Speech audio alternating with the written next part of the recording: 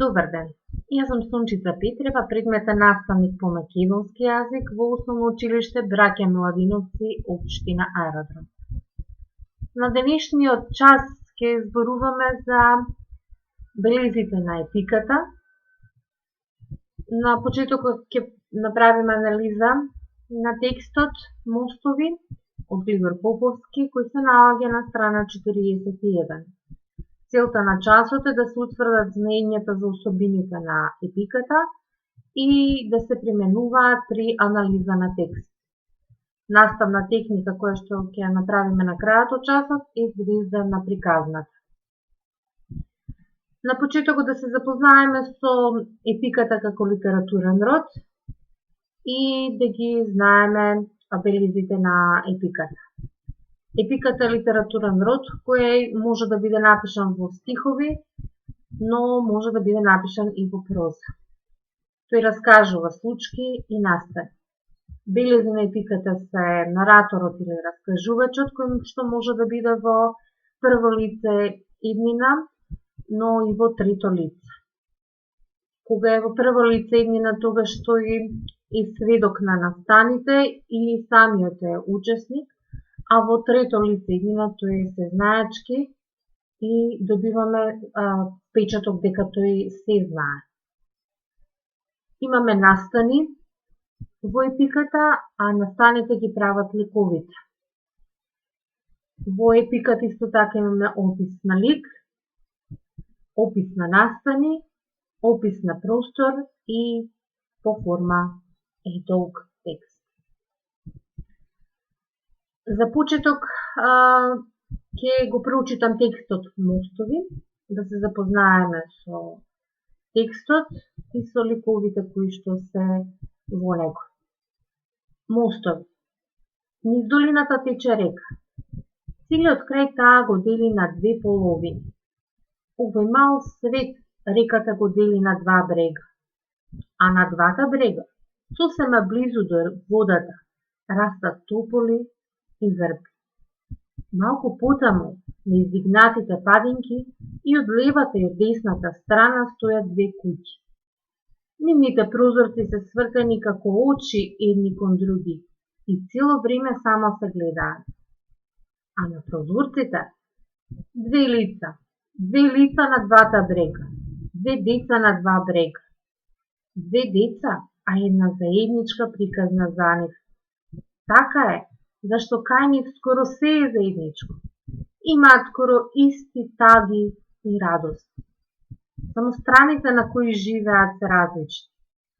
На левиот брег живее Диме, а на десниот брег живее Младен. Летно време, водата се претвора во поток. Тие газат со босите нозани топлата вода, си играат, трчаат, прават врбови свирки, гонат перутки, разговараат. Така е по цел ден. Летото го сакаат како мајка. Прават малечки мостови преку потокот. Прават брани, воденици, хидроцентрали, но најчесто мостови. Мостовите се нивна голема игра и голема желба. Со доаѓањето на есента, сивило се вселува во нивните срца. Реката дотечува и ги прекинува нивните радосни игри. Реката ги прекинува нивните разговори. Таа ги разделува двата брега, двете куќи, двете деца, цели 5 месеци. Тогаш Диме тагува на својот прозорец, гледајќи на прозорецот на спротивниот брег. Младен тагува од другата страна на реката и ги сонува своите мостови. Кога времето е сончево и тивко, тие доаѓаат до брегот на реката, секој на својата страна и разговараат. Се ги кажуваат сите радости и таги, сите новости. Реката бучи и половина нивни зборови ги однесува.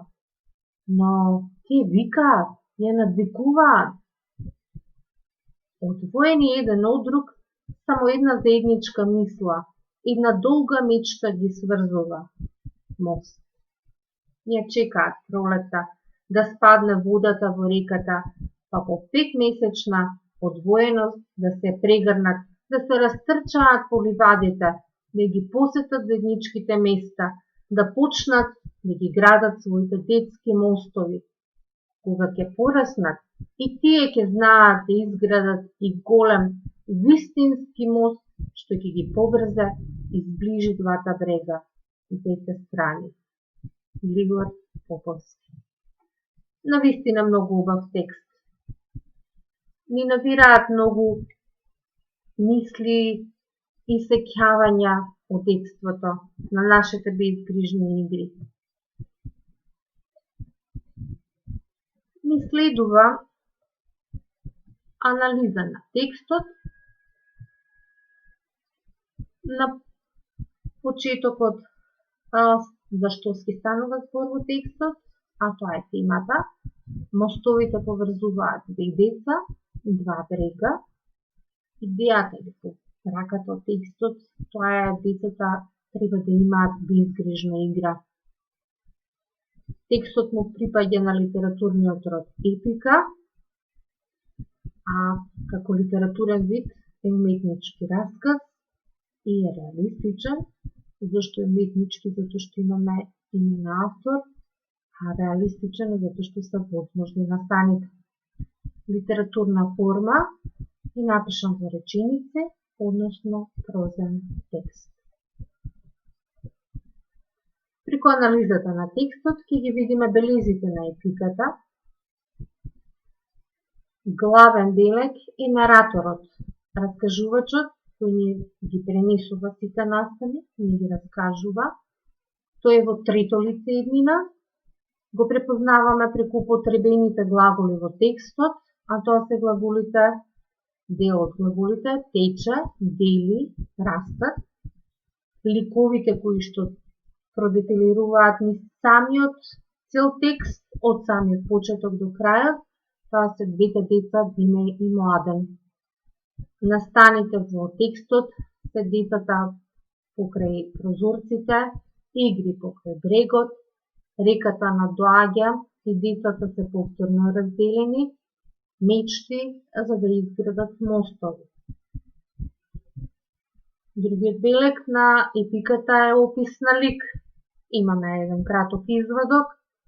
На прозорците две лица на двата брега, две деца на два брега. Две деца, а една заедничка приказна за нив. Така е, зашто кај нив скоро се е заедничко. Имаат скоро исти таги и радости, само страните на кои живеат се различни.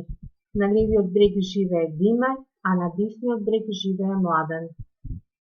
Ова е дел од описите за ликовите за Диме и за Младен.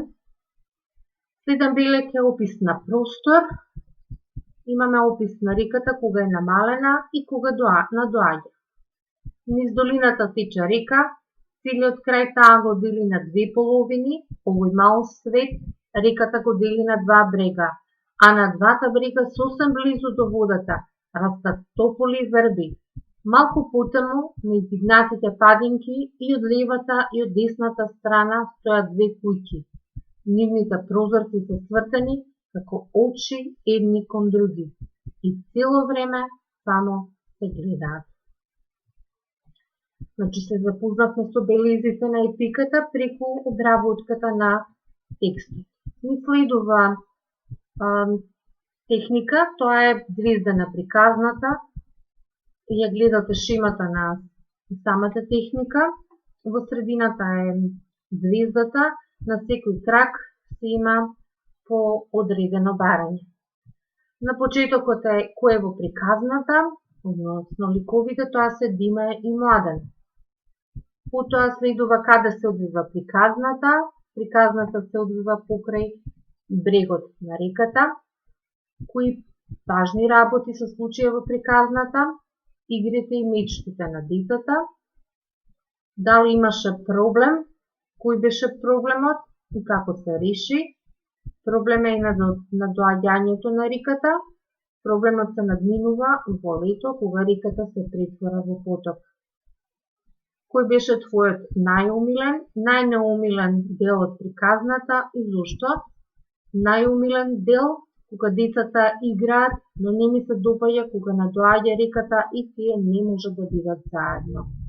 И на крајот, пораката од овој текст, децата треба да имаат безгрешна игра.